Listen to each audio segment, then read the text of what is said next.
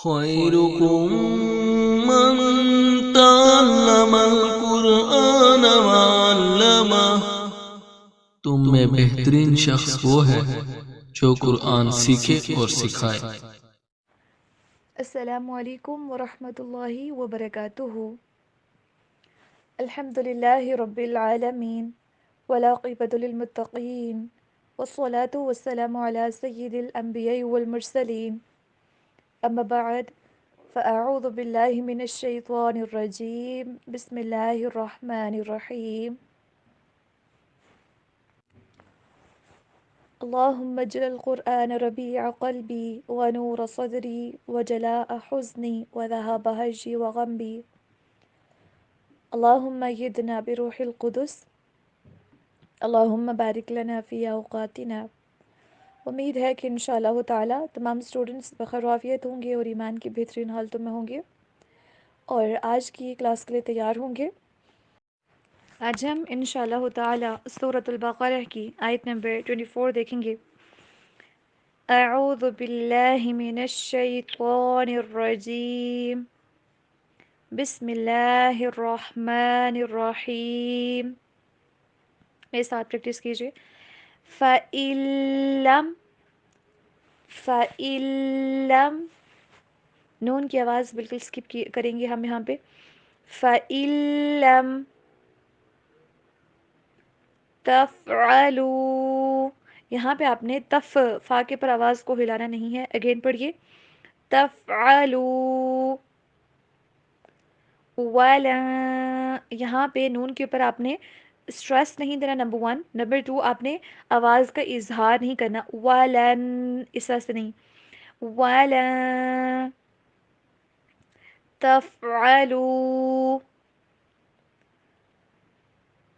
فَاتَّقُوا النَّارَ الَّتِي، دیکھیں 3 جگہوں پہ یہاں پہ تشدید آ رہی ہے، تو تینوں جگہوں کے اوپر اسٹریس دیں گے، قاف اور را کو موٹا پڑھیں گے۔ اگین پڑھیے، فَاتَّقُوا النَّارَ الَّتِي وَقُودُهَا النَّاسُ، ہا کی آواز کلیئر، وَقُودُهَا النَّاسُ، وا کو انگلش کی وی والی ساؤنڈ پہ نہیں بلکہ ڈبلیو والی ساؤنڈ پہ پڑھیے، والحجارہ، حجارہ، اعدت، اعدت، اعدت آپ نے بالکل نہیں پڑھنا، اعدت۔ نیکسٹ، للکافرین، یہاں پہ اپنے لیل کے اوپر اسٹریس نہیں دینا کیونکہ یہ تشدید نہیں بلکہ جزم ہے، للکافرین۔ اب ہم ٹرانسلیشن دیکھتے ہیں۔ بسم اللہ الرحمن الرحیم۔ فَإِن پھر اگر، لم تفعلوا تو نے ایسا نہ کیا یا تم نے ایسا نہ کیا، بلکہ لم تفعلوا تم نے ایسا نہ کیا، وَلَن تفعلوا اور ہرگز نہیں تم کرو گے، فَاتَّقُوا پھر تم ڈرو، بلکہ تو پھر تم ڈرو، النار التی اس آگ سے،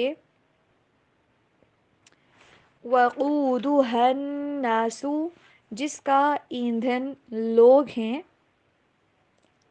والحجارہ اور پتھر، اعدت جو تیار کی گئی ہے، للکافرین کافروں کے لیے۔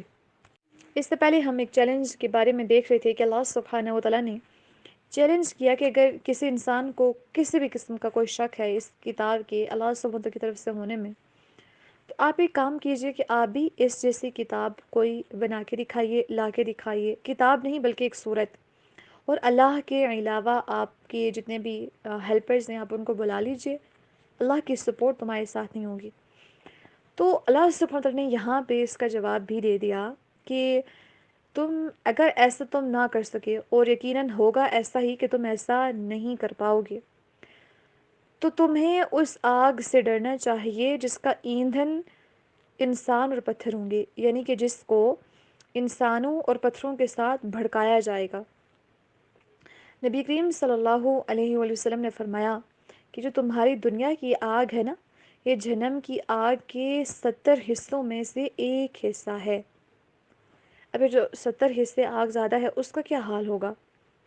اگر دنیا کی آگ کے اندر نا اگر انسانوں اور پتھروں کو ڈالا جائے تو وہ بجھ جاتی ہے نا، لیکن جہنم کی آگ جب انسانوں اور پتھروں کو ڈالا جائے گا تو وہ مزید بھڑکے گی۔ اب انسان ویسے بھی نا، انسان دوسرے انسانوں کو خدا بنا لیتا ہے، پتھروں کو بھی خدا مان لیتا ہے نا، تو اللہ تعالیٰ نے ان دونوں یہ جو ان کے معبود ہیں ایسے لوگوں کے، تو ان کی بے بسی اور ان کی حقارت کو بھی بیان کیا ہے کہ جب تم ان کو میرے مقابلے میں کھڑا کرو گے، جن کو تم میرے مقابلے میں معبود بنا دو گے، تو میں ان کو بھی جہنم میں ڈالوں گا اور ان سے جہنم کی آگ کو بھڑکاؤں گا، ان کو ایندھن بناؤں گا۔ سبحان اللہ، وہ آگ ابھی بھی موجود ہے، اس بات کے پر ہمارا ایمان ہے۔ اور یہ کس کے لیے تیار کی گئی ہے؟ کافروں کے لیے۔ اعدت، ایسا نہیں ہے کہ یہاں پہ اللہ سبحانہ وتعالیٰ نے کہا ہو کہ تیار کی جائے گی، نہیں، جو تیار ہو چکی ہے۔ کس کے لیے؟ کفار کے لیے۔ ہم سب کو اللہ سبحانہ وتعالیٰ سے اس آگ سے محفوظ رہنے کی دعا مانگنی چاہیے، اور وہ کون سی ہے؟ اللہم اجرنی من النار۔ اللہم، اے اللہ، اجرنی، تو مجھے بچا لے یا تو مجھے محفوظ رکھ، من النار، آگ سے۔ ہمیں اللہ سبحانہ تعالیٰ سے آگ سے پروٹیکشن مانگنی چاہیے۔ اور آپ کو پتہ ہے جو شخص دن میں 3 مرتبہ جہنم سے پناہ مانگتا ہے تو جہنم خود اللہ سبحانہ تعالیٰ سے کہتی ہے کہ یا اللہ اس کو مجھ سے بچا لیجئے۔